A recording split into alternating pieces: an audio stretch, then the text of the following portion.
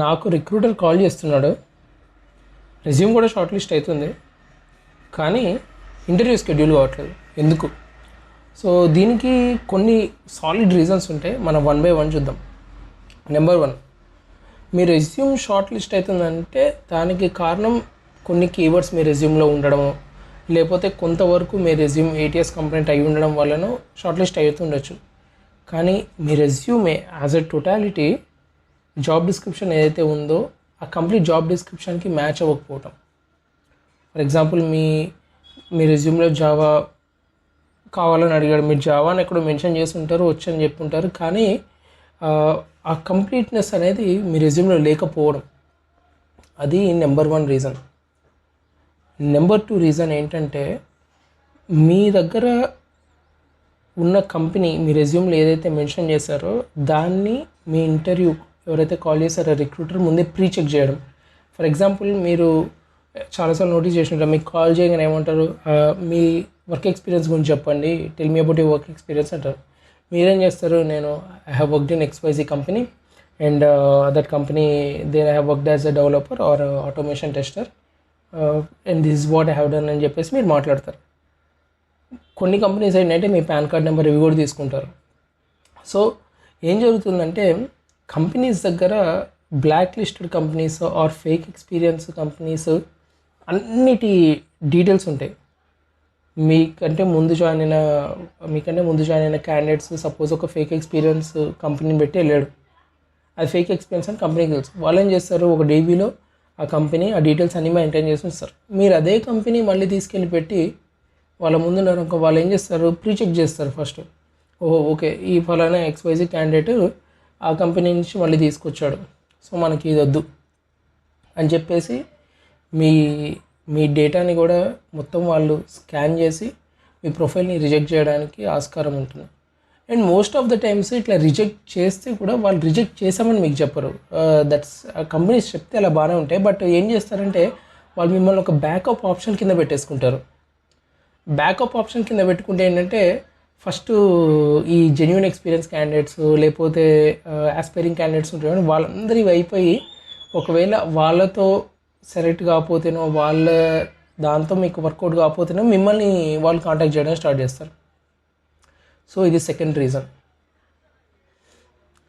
Third reason ఏంటంటే internal delays. జనరల్గా ఏమవుతుందంటే, రిక్రూటర్ కాల్ చేశాక సరే మీకు హైరింగ్ మేనేజర్తో మీటింగ్ ఇంటర్వ్యూ షెడ్యూల్ చేస్తూ అంటారు.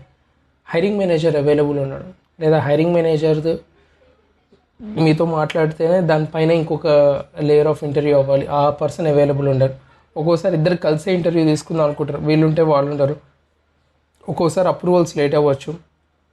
సో వాళ్ళు ఏమని చెప్తారంటే, మీకు మా ఇంటర్నల్ ప్రాసెస్ వల్ల డిలే అవుతుంది అంటారు. సో ఇంటర్నల్ ప్రాసెస్ మీ చేతిలో ఏముండదు, మీరు ఏం చేయలేరు.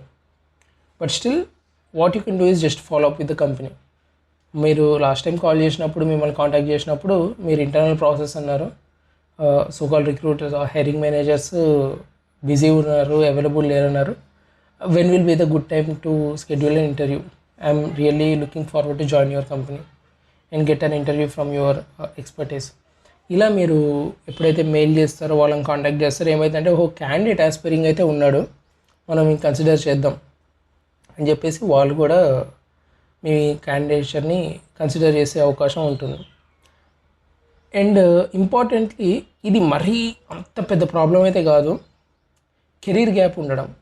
కెరీర్ గ్యాప్ కూడా ఎలా అంటే, మరి 4-5 years గ్యాప్ ఉంటుంది చూడండి. అలాంటి 4-5 years గ్యాప్ని ఏం చేస్తారంటే, రిక్రూటర్స్ మీ దగ్గర డీటెయిల్స్ మొత్తం తీసుకున్నప్పుడు హైరింగ్ మేనేజర్ దగ్గరికి వెళ్ళి చెప్తారు, సార్ ఇలా ఈ క్యాండిడేట్ని ఇంటర్వ్యూ చేసాము, బట్ ఇతనికి ఒక 4 years కెరీర్ గ్యాప్ ఉంది, ఏం చేద్దాం అంటారు. హైరింగ్ మేనేజర్ ఏం చేస్తాడు, 4 years చాలా కంపెనీస్లో 4 years అయితే ఏముంది పర్లేదు, శాలరీ తగ్గించిద్దాం పర్లేదు అంటారు వాళ్ళు. లేకపోతే ఆ 4 years గ్యాప్ ఉంటే వద్దులేండి, ఎందుకంటే తను వర్క్ నేర్చుకున్న టెక్నాలజీ వేరు ఉంటుంది, ఇప్పుడు వేరే ఉంటుంది, సో వద్దు అని కూడా అనుకోవచ్చు. సో అందుకే ఇది నేను అంత ప్రియారిటీ ఆర్ అంత కిల్లింగ్ రీజన్ కింద అయితే నేను అనుకోను, బట్ కంపెనీస్ కూడా అంత కన్సిడర్ చేయవు. బట్ స్టిల్ కెరీర్ గ్యాప్ అనేది అయితే it will be considered as at point one of the reasons, అంతే, మెయిన్ రీజన్ కూడా కాదు. అండ్ వన్ ఆఫ్ ది ఇంకోటి అండర్ రేటెడ్ థింగ్ ఏంటంటే, position has already been filled. Okay, మీరు నౌకరీలోకి వెళ్ళి చూస్తే ఇవాళ కూడా 30 days కింద పోస్ట్ అయిన జాబ్ ఓపెనింగ్ కూడా మీకు కనిపిస్తుంది. 30+ days కింద ఓపెన్ అయింది కనిపిస్తుంది, 50 days కిందది కనిపిస్తుంది. మరి బ్రో, మరి 30-50 days కిందది ఫిల్ అవ్వదంటే కంపల్సరీ ఫిల్ అయిపోయి ఉంటుంది. కానీ వాళ్ళు తీసేయరు దాన్ని. ఎందుకు తీయరు అంటే మీరు అప్లై చేస్తున్న కొద్దీ వాళ్ళ దగ్గర కూడా రెజ్యూమ్స్ ఉంటూ ఉంటాయి. సో వాళ్ళు ఏం చేస్తారంటే మళ్ళీ ఒక కొత్త ఓపెనింగ్ పెట్టి అప్పుడు రెజ్యూమ్స్ తీసుకోవడం కన్నా ఇప్పుడే రెజ్యూమ్స్ అన్నీ గ్యాదర్ చేసుకొని వాళ్ళ దగ్గర పెట్టుకుంటారు. ఎప్పుడైతే ఓపెనింగ్స్ ఉంటాయో వాళ్ళ దగ్గర ఉన్న రెజ్యూమ్స్తోనే వాడుకొని అప్పుడు మీకు కాంటాక్ట్ చేస్తారు. So that's the reason most of the companies వాళ్ళ పొజిషన్ ఫిల్ అయితే నౌకరీలోంచి కానీ వేరే ప్లాట్ఫామ్స్ నుంచి కానీ వాళ్ళ వాళ్ళ జాబ్ పోస్టింగ్ని తీసేవి, డిలీట్ చేయవు వాటిని. సో పొజిషన్ ఆల్రెడీ ఫిల్ అయినా సరే మీకు కాల్ చేస్తాడు రిక్రూటర్, ఇంటర్వ్యూ షెడ్యూల్ చేస్తామని చెప్తాడు, కానీ అప్పటికే పొజిషన్ ఫిల్ అయిపోయి ఉంటుంది. సో ఇవి మెయిన్ రీజన్స్. సో ఇలాంటి రీజన్స్ ఎన్నున్నా సరే మీరు కొన్ని పనులు అయితే చేయొచ్చు. Number 1, follow up with the recruiter. Recruiter compulsory మిమ్మల్ని కాంటాక్ట్ చేసినప్పుడు మీరు ఒకటి అడగండి, మీకు వచ్చిన ఫోన్ నెంబర్ అతని డెస్క్ నెంబరా కాదా, లేదా ఆమె డెస్క్ నెంబరా కాదా.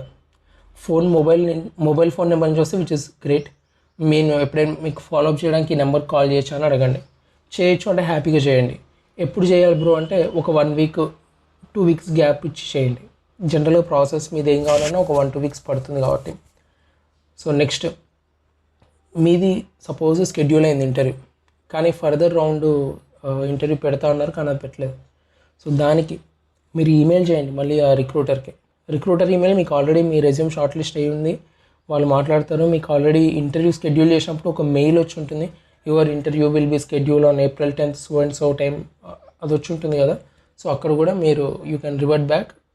సో ఆల్రెడీ ఒక ఇంటర్వ్యూ ఒక రౌండ్ అయిపోయింది, సెకండ్ రౌండ్ ఎప్పుడు, వాళ్ళని ఫాలోఅప్ చేయండి. ఏం ఫాలోఅప్ చేసినా ఏం చేసినా కొద్దిగా ప్రొఫెషనల్ టోన్ తోటి మంచిగా ఈమెయిల్స్ రాయండి, జాగ్రత్తగా కమ్యూనికేట్ చేయండి వాళ్ళకి. సో ఇలాంటి ఫాలోఅప్స్ ఇలాంటి కమ్యూనికేట్ చేస్తే ఏమవుతుందంటే వాళ్ళు ఒకటి అనుకుంటారు, ఒక క్యాండిడేట్ అయితే పక్కా యాస్పైరింగ్ ఉన్నాడు. సో ఇలాంటి ఫాలోఅప్స్ వల్ల మీకు వచ్చే క్లారిటీ ఏంటంటే ఇన్ కేస్ కర్మగాలు ఒకవేళ ఆ పొజిషన్ ఫిల్ అయిపోతే you will be the first person to know it. వాళ్ళు ఏం చెప్తారు, లేదు బ్రదర్ ఆల్రెడీ పొజిషన్ ఫిల్ అయిపోయింది, మేము ఆల్రెడీ ఫిల్ చేసాం, but will consider your candidature maybe for the next upcoming profiles.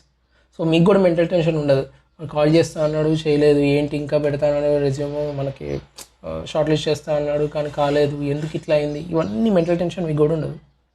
So main reasons me interview schedule కాకపోవడానికి ఇవి. So ఈ రీజన్స్లో ఇవి కాకుండా బియాండ్ దిస్ మీకేమన్నా తెలిస్తే కింద కామెంట్ సెక్షన్లో కామెంట్ చేయండి. వీడియో నచ్చితే లైక్ చేయండి, మన ఛానల్ని సబ్స్క్రైబ్ చేయండి. అంటిల్ దెన్ సైనింగ్ ఆఫ్, మీ శ్రీ హర్ష.